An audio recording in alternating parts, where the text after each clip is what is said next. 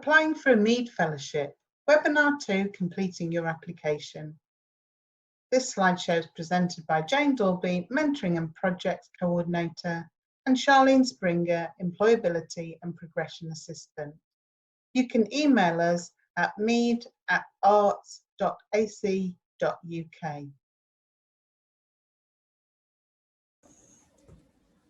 Today we're going to look at what the Mead Fellowships are for, how to plan your answers to the 4 questions asked in the application form, and we'll also be covering some frequently asked questions.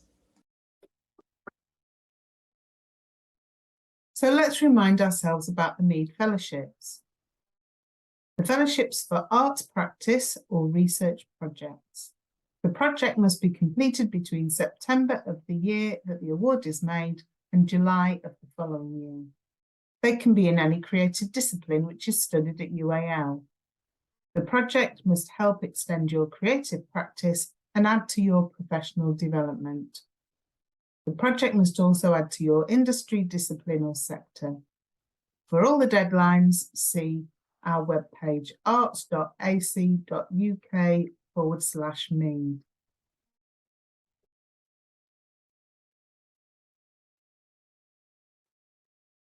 So what will the Mead Fellowships fund? Costs can only be for the project. Please see webinar 1 for more details. Your costs can't be retrospective, and fellowships don't provide seed funding for business startups, as the project must end in July the following year. You can't pay a fee to yourself or members of your team, and you can't pay for course fees. We don't allow any single item of equipment costing over £500.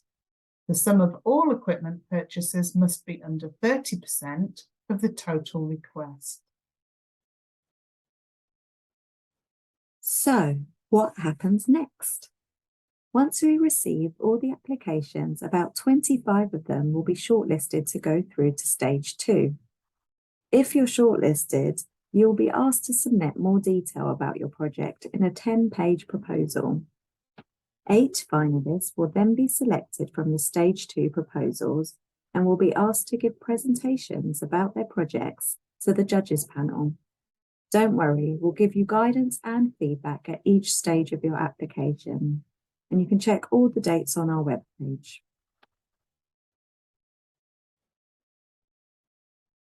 You need to download the application form and submit it via our website, arts.ac.uk/Mead.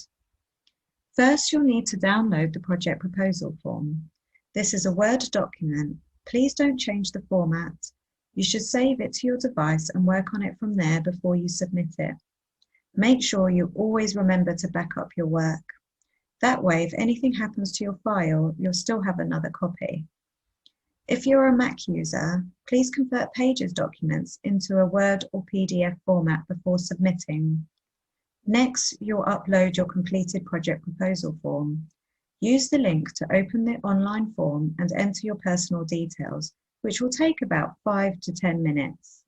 Attach your completed project proposal as a Word or PDF file and submit. Don't leave it to the last minute, as a lot of students will be submitting at the same time, and this can cause system problems.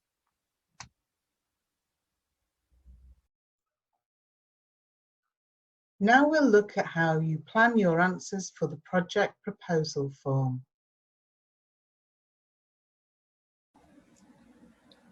Your cover page will include your personal details.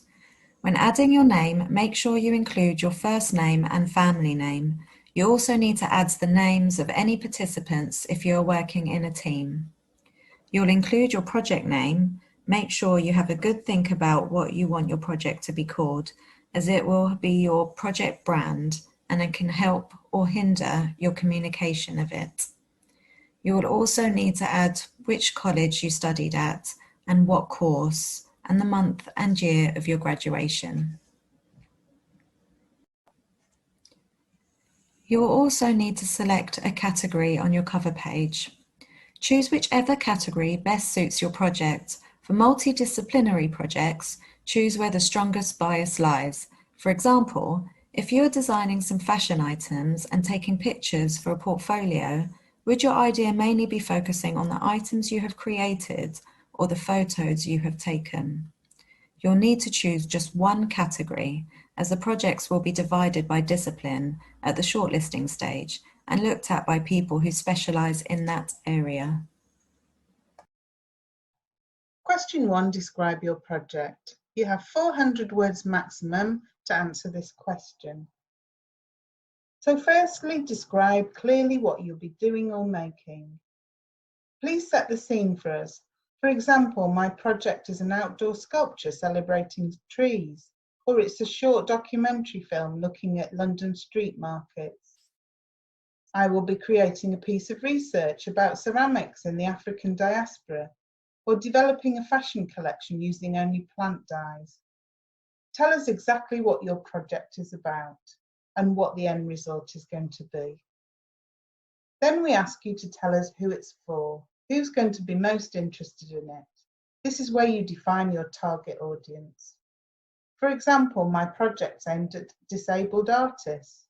It's for families attending a festival or for people interested in social campaigns. Think who will really want to be involved. It won't be for everyone because not everyone will care. So who's going to care about your project and want to see it? Then you need to explain why you need the money and why you can't accomplish this within your own pocket. And finally, how you'll be spending the amount you've requested.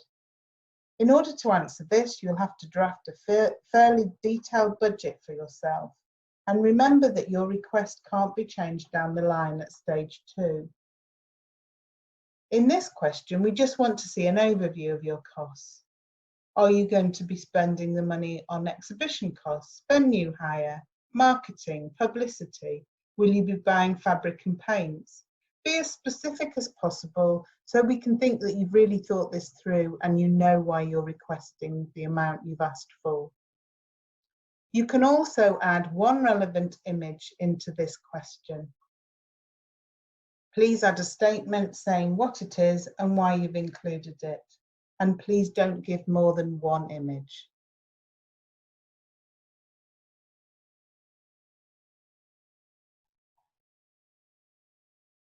So let's look at some top tips again for answering question 1. You need to tell us what, how, who, and why. So first of all, set the scene. Develop and refine a short elevator pitch about your project with your activities and outputs. So say exactly what you'll be doing and making and what's the end result for the audience. Who's it for? Name your audience. Who's most likely to be interested? It's not going to be to everyone's taste. And why do you need the money? Explain why you can't accomplish this within your own pocket. And then really look at how you'd spend the award. In order to do this, you'll have to draft a budget and give us the main areas. How do you know these costs are correct? We'll be looking to see that you've done some research. And then add one image. Question 2 is about your skills, attributes, and experience that you already have to help you successfully achieve your project. Your answer can be a maximum of 300 words.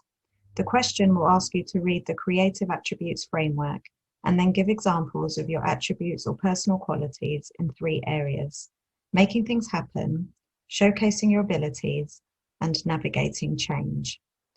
You'll need to show how you make things happen through proactivity, enterprise, and agility, how you showcase your abilities and accomplishments through communication, connectivity, and storytelling, and for navigating change, how you show curiosity, self-efficacy, and resilience.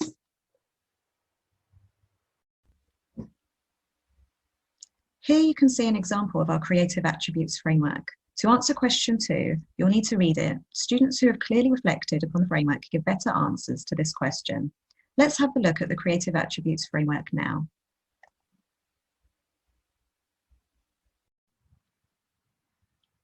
Scroll down and you'll see the 3 attributes. You can then click on each one to get more information.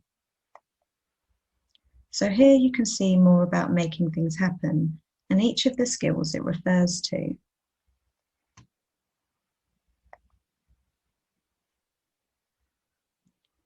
By clicking on each attribute and reading it through, you can ensure you include them effectively in your answer to question 2. And at the bottom of each of these pages, you'll see some case studies you can read. These will give you a better idea of how the attributes can be put into practice. So, our top tips for answering question 2 are to read the Creative Attributes Framework, read the case studies, and see how to deepen your answers with details from your own experiences. Name your skills and give examples. For each of the 3 areas, give a range of situations showing your skills. And include skills and attributes learnt outside of UAL. You can use examples of volunteer work, internships, hobbies, travels, managing family situations, other life experiences, and so on.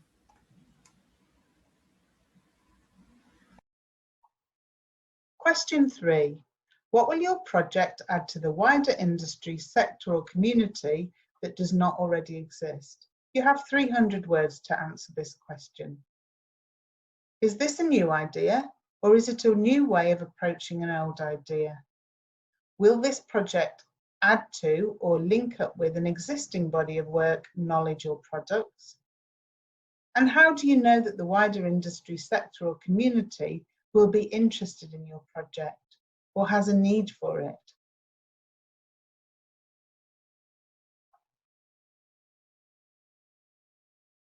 Top tips for answering question 3. First of all, do your research. The shortlisting panel has a wide knowledge of similar work, so do show that you have some insight into what exists already. Give examples of work in the area. It may address the same themes or be the same methodology. How is your project inspired by this? How is it different? Look at historical and current practice. You also need to engage with your sector or audience. Have you connected with this sector, audience or area of practice already? Who have you spoken to about your project? What did they think? Also gather some thoughts from other people or organisations. What do other people think your project would add to the conversation or practice?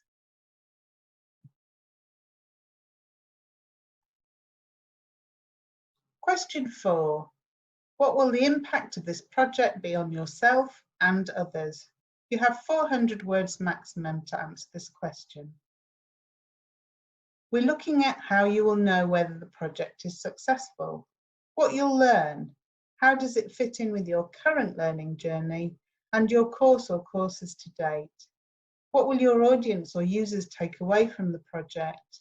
Will there be any long-term impacts? And how will you be sharing news of your project?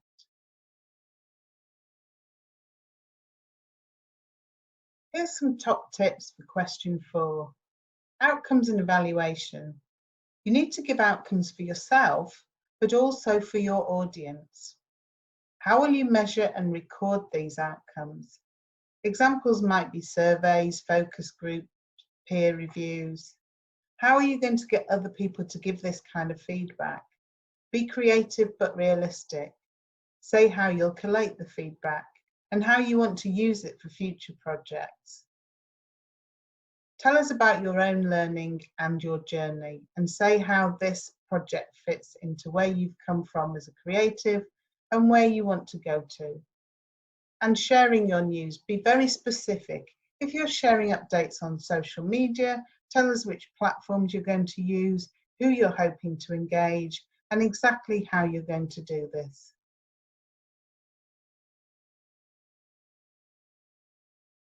Frequently asked questions.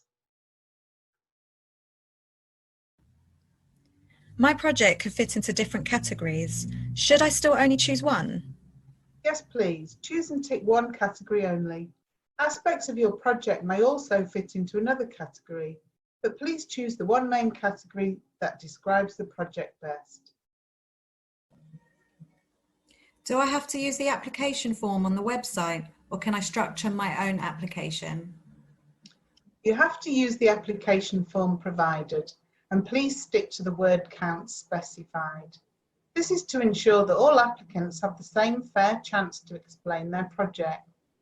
Please submit your application as an attachment via the online form. It must be in PDF or Word format only so that we can open it.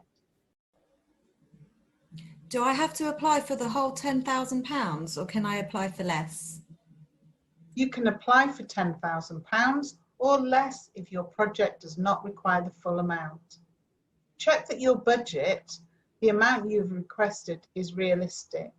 Awards cannot be increased later.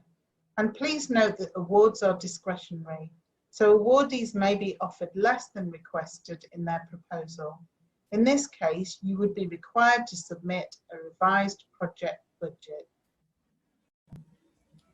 Is it possible to apply with 2 different applications, one as part of a team or partnership and one as my own proposal? Yes, that is possible, but please note that all projects have to be submitted by one named individual, even if you have collaborators or a team. We can only accept one application per named individual. Can I submit additional material for stage 1, such as more images or links to information online? No, you can't. At stage 1, only your project proposal is looked at, and this may include one image. You can only upload one attachment to the online submission form, and this should be your project proposal. We ask for it as a Word or PDF document. Please note that at stage 2, you can submit more images and links to online information or media. I would like to attach an image which shows the sort of thing I'm talking about. It's fine to show an image which is your inspiration or which clarifies your project. Under your image, state whether this is your own image or someone else's, and please add a credit. You may also want to tell us why you're including this image. I want to outsource an element of my project. Is this possible? Yes, it is, but you'd need to make a strong case for why you can't do this aspect of the work yourself. In stage 2, you would also need to say how this affects the ownership and creative rights within the project. Got another question? You can join our live Q&A drop-ins. Sign-up details are found at arts.ac.uk/Mead, or you can email us at mead@arts.ac.uk. Thank you for watching this slideshow and all best wishes with developing your proposal. We're looking forward to reading it.